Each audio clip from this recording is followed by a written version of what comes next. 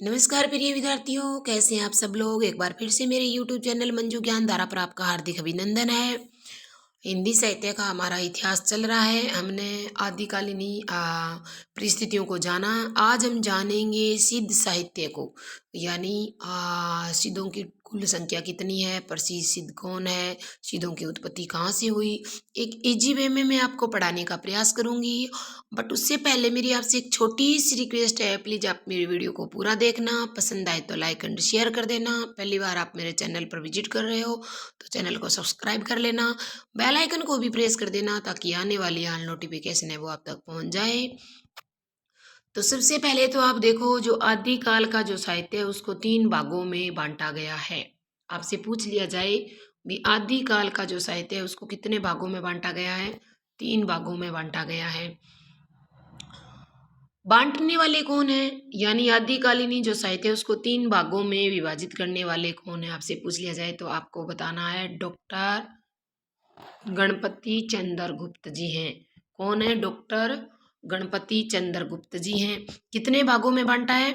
3 भागों में बांटा है। किसको? आदिकालीनी जो साहित्य है उसको 3 भागों में बांटा है। किसने बांटा है?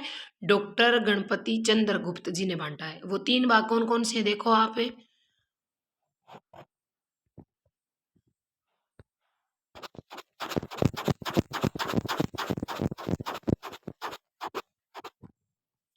3 भाग देखो आप कौन कौन से हैं। नंबर 1 पर है धर्माश्रित, धर्म पर आधारित। नंबर 2 है राज्य आश्रित, यानी राजाओं के बारे में वर्णन मिलता है। लोकाश्रित, यानी आमजन की मनोरंजन के लिए बनाए गए हैं। धर्माश्रित यानी धर्म पर आधारित है। इसमें कौन कौन से आते हैं? धर्माश्रित में कितने भागों में बांटा गया है? 3 भागों में।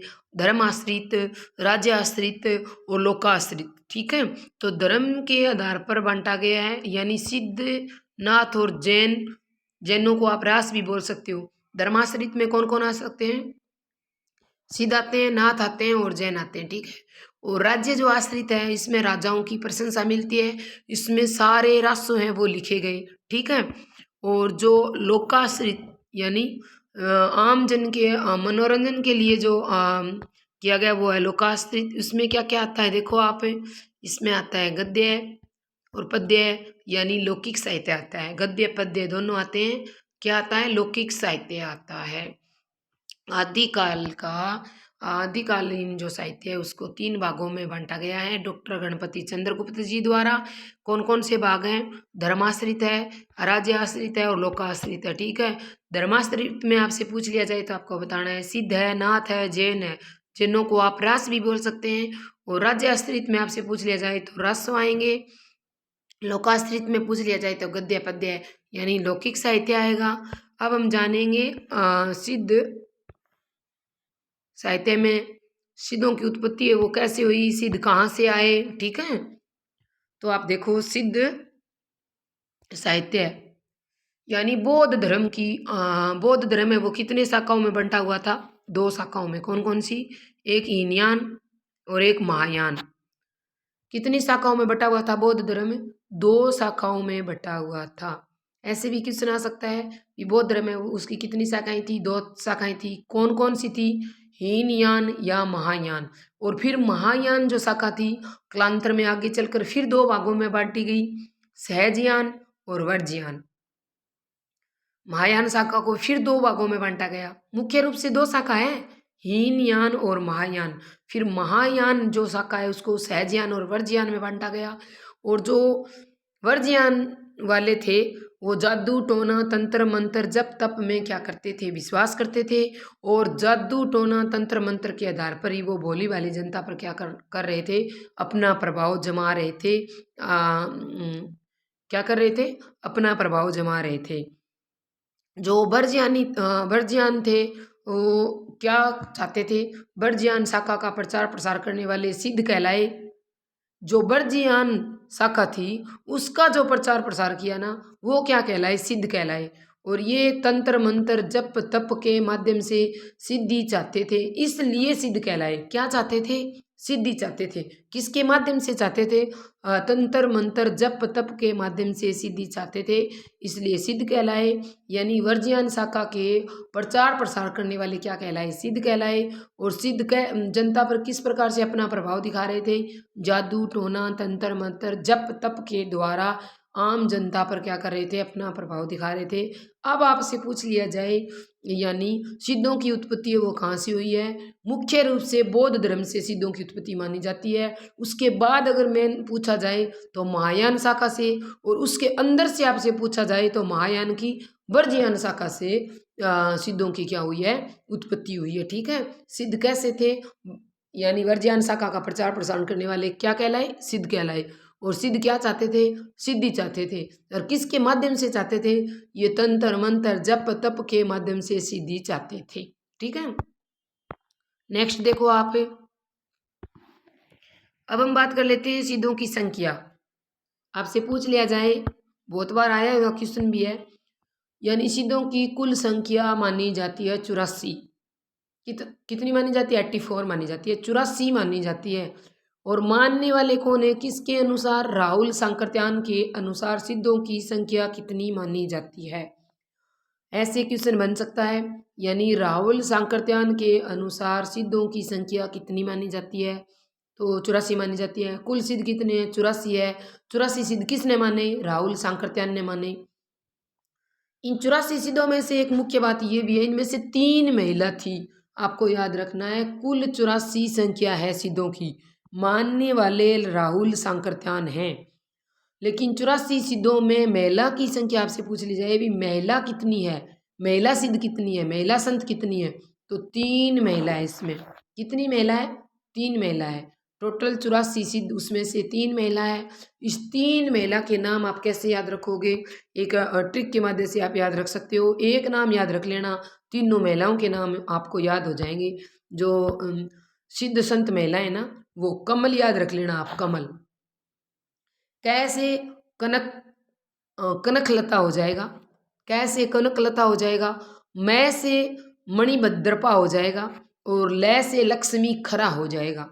यानी जो 84 सिद्ध थे राहुल सांकृत्यान के अनुसार, कितने सिद्ध थे? 84 से। उसमें आपसे महिला पूछ ली जाए तो आपको आंसर देना है 3 महिला है। कौन कौन सी? कनकलता, मणिभद्रपा और लक्ष्मी खरा। इसको आप याद कैसे रखोगे? कमल के माध्यम से। कैसे आप कनकलता बनाओगे, मैं से मणिभद्रपा बनाओगे, और लय से लक्ष्मी खरा बनाओगे। ठीक है, याद हो गया ना आपको? अब आगे देखो। अब हम बात कर लेते हैं सिद्धों की भाषा। सिद्धों की भाषा को लेकर, सिद्धों की भाषा कैसी थी? तो सिद्धों की भाषा संध्या भाषा कहलाती थी। कैसी भाषा? संध्या भाषा कहलाती थी। और अगर आपसे संध्या भाषा का विकसित रूप पूछ लिया जाए कहाँ मिलता है, तो कबीरदास की उल्ट भाषियों में मिलता है। ये आपको ध्यान रखना है। संध्या भाषा का अर्थ होता है कुछ स्पष्ट या कुछ अस्पष्ट, यानी ऐसी पहेलियाँ हैं जिसका कोई सार्थक अर्थ नहीं निकलता है, ऐसी भाषा। और इस भाषा का जो विकसित रूप है, विस्तार रूप से, ये किस में मिलती है? कबीरदास की उल्ट भाषियों में मिलती है। ये आपको ध्यान रखना है। अब नेक्स्ट बात कर लेते हैं, सिद्ध साहित्य की विशेषता क्या क्या है। ध्यान देना भाई, यहाँ से परीक्षा की दृष्टि से महत्वपूर्ण क्वेश्चन बनते हैं। ऐसे क्वेश्चन आ सकता है, सिद्ध साहित्यों की विशेषता इनमें से कौन सी है या फिर नहीं है? तो सभी विशेषताएं आपको अच्छे से याद करनी है। आप देखो, नंबर 1 विशेषता क्या कह रही है? काया की साधना। सिद्ध किसको मानते थे? किसकी साधना करते थे? काया की साधना करते थे। अंतर्मुखी साधना करते थे। सदगुरु की महिमा। सिद्ध किसको मानते थे? गुरु की महिमा को बहुत मानते थे, गुरु को मानते थे। और ज्ञान की क्या करते थे? उपेक्षा करते थे। ये आपको ध्यान रखना है। यानी सिद्धों ने क्या किया है? काया की साधना की है, अंतर्मुखी साधना की है, काया की अंतर्मुखी साधना की है, और सदगुरु की महिमा का भी वर्णन किया है, लेकिन ज्ञान की क्या की है? उपेक्षा की है। कहने लगे भी हमें ज्ञान की उनकी कोई वो जरूरत नहीं है। ठीक है, इस प्रकार सिद्धों का मानना है। नेक्स्ट क्या विशेषता है? देखो, नेक्स्ट में सामाजिक खंडन मंडन की प्रवृत्ति देखने को मिली है। सिद्ध साहित्य के अंदर सामाजिक खंडन मंडन की प्रवृत्ति, संध्या भाषा शैली का प्रयोग किया है, नारी को साधना के केंद्र में रखा है। यानी नारी को साधना के केंद्र में रखा है। नारी को क्या मानते हैं? सिद्धों का मानना है अगर हम किसी प्रकार का जप तप या किसी प्रकार की कोई भक्ति भाव करेंगे तो उसमें नारी का होना अति आवश्यक मानते हैं। बाकी और सब क्या करते हैं? अवॉइड करते हैं, भी नारी नहीं होनी चाहिए। जब हम साधना करते हैं जप तप करते हैं तो नारी का नहीं होना चाहिए। बाकी सब जो नाथ हैं और हैं बाकी वो मानते हैं। लेकिन सिद्ध क्या करते हैं? सिद्धों ने नारी को केंद्र में रखा है। साधना के किस में रखा है? केंद्र में रखा है। और यही बात सिद्धों को सब बाकी से क्या करती है? अलग करती है, विशेष बनाती है। तो आपसे पूछ लिया जाए तो सबसे महत्वपूर्ण विशेषता यही है सिद्धों की साहित्य की, यानी नारी को साधना के केंद्र बिंदु में रखते हैं ये। ठीक है, नेक्स्ट देखो आप। नेक्स्ट में मैंने लिखा है पंचमकार। आपसे पूछ लिया जाए भी पंचमकार का क्या अर्थ है? पंचमकार का मतलब है यानी मैं से शुरू होने वाले 5 ऐसे शब्द जिन्होंने सिद्धों ने माने हैं। मांस, मदिरा, मत्स्य, मुद्रा और मैथुन। मांस, मदिरा, मत्स्य, मुद्रा और मैथुन। नोट लगा के मैंने लिखा है, आप ध्यान देना। बोध यानी बुद्धों से ही क्या हुआ है? सिद्धों की उत्पत्ति हुई है। बोधों से ही सिद्ध पैदा हुए हैं। लेकिन बोध कैसे थे? मांस, मदिरा, मत्स्य और मुद्रा और मैथुन को बोध क्या मानते थे? दुखवाद मानते थे। क्या मानते थे? दुखवाद मानते थे। देखो आपको पता ही है, वो तो अपनी पत्नी को ही क्या मानते थे? पत्नियों को ही छोड़कर चले गए सिद्धि को प्राप्ति करने के लिए। और क्या माना है? दुखवाद माना था। लेकिन इसी के विपरीत सिद्ध क्या मानते हैं? इन चीज़ों को, मांस है, मदिरा है, मत्स्य है, मुद्रा है, मैथुन है, इन सब को क्या मानते हैं? महासुखवाद मानते हैं। सिद्धों का मानना है कि हर क्षेत्र में हर चीज का आनंद लेकर देखना चाहिए। हर जीवन के अंदर हर क्षेत्र में हर चीज का उपयोग करना चाहिए।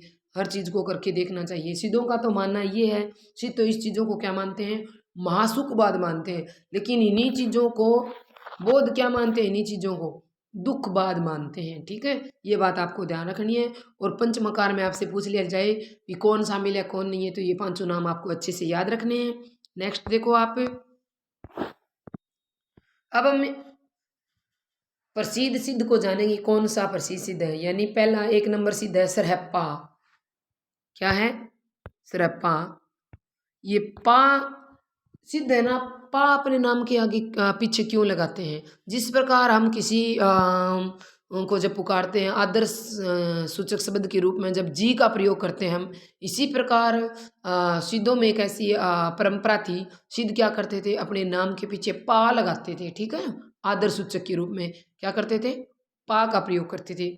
तो पहला और प्रसिद्ध सिद्ध, पहला सिद्ध अगर आपसे पूछ लिया जाए तो सरप्पा है, जिसे सरहपाद, सरो बज्जर या राहुल भद्र भी आप बोल सकते हो। ठीक है, ये प्रथम सिद्ध है। आपसे पूछ लिया जाए भी प्रथम सिद्ध कौन सा है? प्रथम सिद्ध कौन सा है? तो सरप्पा है। ठीक है, आपको ध्यान रखना है। सहजान शाखा के प्रवर्तक माना जाता है। ऐसा माना जाता है कि जो सरप्पा हैं, जो प्रथम जो सिद्ध हैं, वो सहजयान शाखा के प्रवर्तक हैं।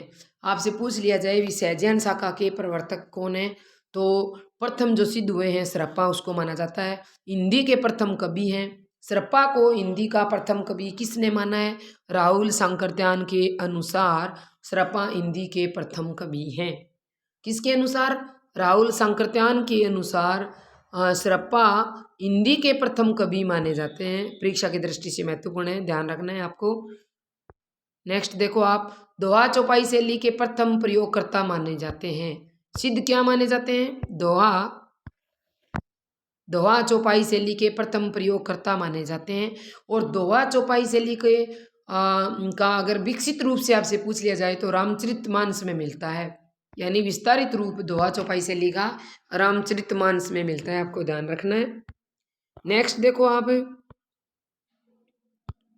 जो सरप्पा है उनकी प्रमुख रचनाएं कितनी थी?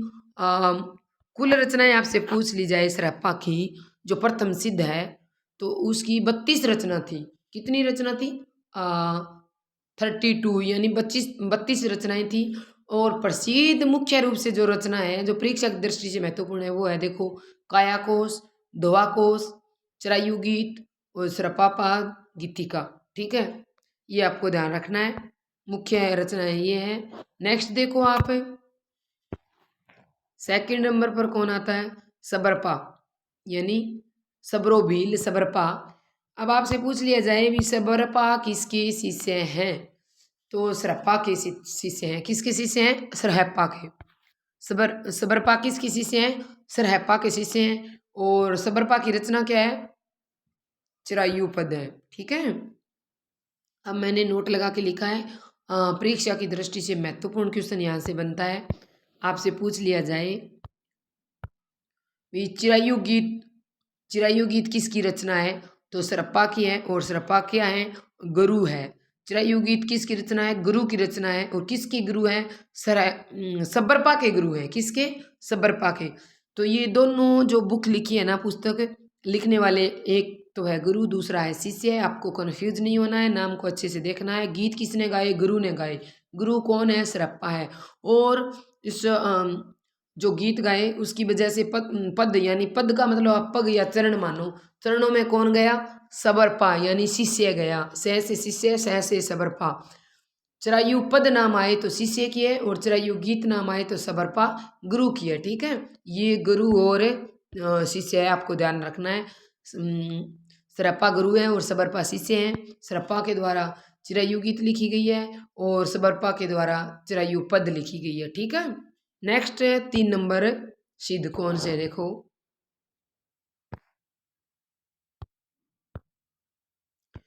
तीन नंबर में हम देखें तो लुइपा, ये किसके शिष्य हैं? ये सबरपा के शिष्य हैं। किसके हैं? लुइपा, सबरपा के।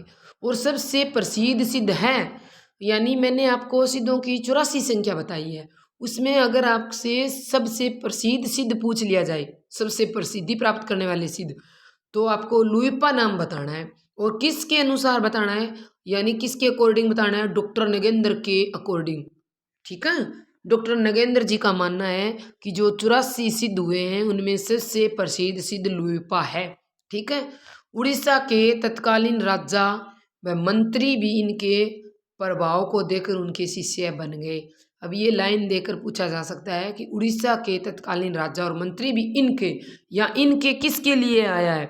लुइपा के लिए आया है, सबरपा के लिए आया है, सरप्पा के लिए आया है, डोमिपा के लिए आया है? ऐसे 4 ऑप्शन मिलेंगे, तो आपको ध्यान रखना है लुइपा, यानी उड़ीसा के जो तत्कालीन राजा थे, मंत्री थे, और इनके प्रभाव को देखकर, लुइपा के प्रभाव को देखकर क्या बन गए? लुइपा के शिष्य बन गए। इसीलिए डॉक्टर नगेंद्र जी ने क्या कहा भी, जब उड़ीसा के राजा और मंत्री इसके शिष्य बन रहे हैं तो इसका मतलब है ये जो 84 सिद्ध है उनमें सबसे प्रसिद्ध सिद्ध लुइपा को माना है। ठीक है, इसीलिए माना है डॉक्टर नगेंद्र जी ने। अब रचना देखो, लुईपाद और गित्तिका है, ये आपको ध्यान रखना है। ठीक है, 2 रचना है, लुईपाद और गित्तिका। अब है डोमिपा। डोमिपा क्या है? विरूपा के शिष्य हैं।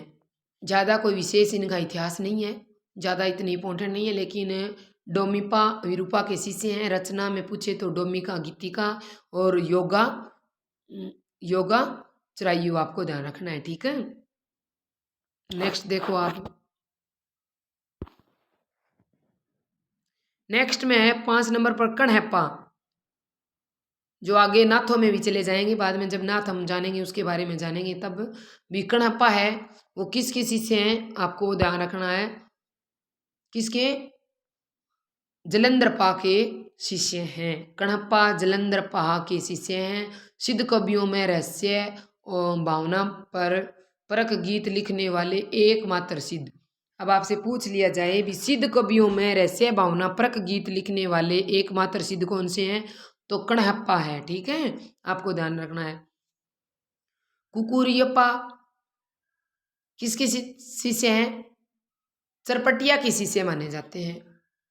कुकुरियप्पा चरपटिया के शिष्य माने जाते हैं, और इनकी ग्रंथ हैं वो 16 ग्रंथ लिखे इन्होंने। कितने ग्रंथ लिखे? 16, और चरपटिया के शिष्य हैं। ठीक है, अब देखो आप,